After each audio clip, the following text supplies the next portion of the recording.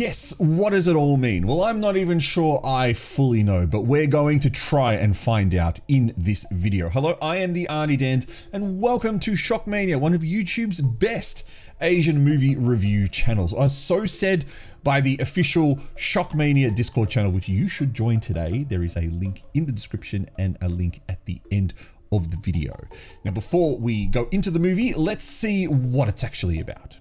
After their father dies on the taboo day of Kliwon Tuesday, the surviving family members are advised to perform a traditional ritual to ward off any evil and ensure they don't die alongside him. But the older brother and mother refuse, resulting in their grisly, gory deaths. Now the remaining two children must find a way to stop the evil from taking their lives, but they uncover something far more sinister than the ancient tradition.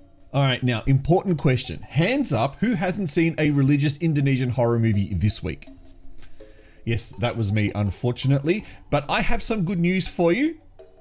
This is one of them. And not only is it religious, but it also contains some black magic. That means you get 2 Indonesian horror movie tropes for just the low price of 100 minutes of your time. However, I'm not quite as sure that is as appealing as the filmmakers thought it would be.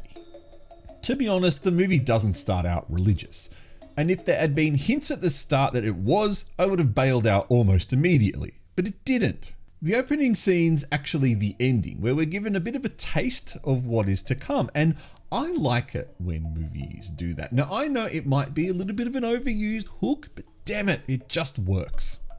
I feel the movie does a bit of a bait and switch on the audience though. The older brother character is a doctor, so that means he's a man of science and medicine, practical stuff. His mindset is grounded on what he can prove with his education, which is why he rejects the idea that Kliwon Day is not a curse for the family. And try as I might, I still don't quite grasp the idea of what Kliwon is in Javanese culture. So if you have an idea, leave me a comment below so I can have a bit of a read. His tough stance to stand up to the tradition should have been proven correct, because in reality, he was right. It's just superstition and there's nothing for anyone to worry about. But then the filmmaker added this black magic element into the movie to ensure that the audience remains fearful of the tradition. And I think that was a mixed message here, and I didn't like it. What I did like was some of the more gruesome deaths in the film, which is really odd as I'm one of those people who thinks Indonesian movies are far too gory for their own sake. The death of the mother via the ceiling fan, which was as much unrealistic as it was impractical, was kinda cool.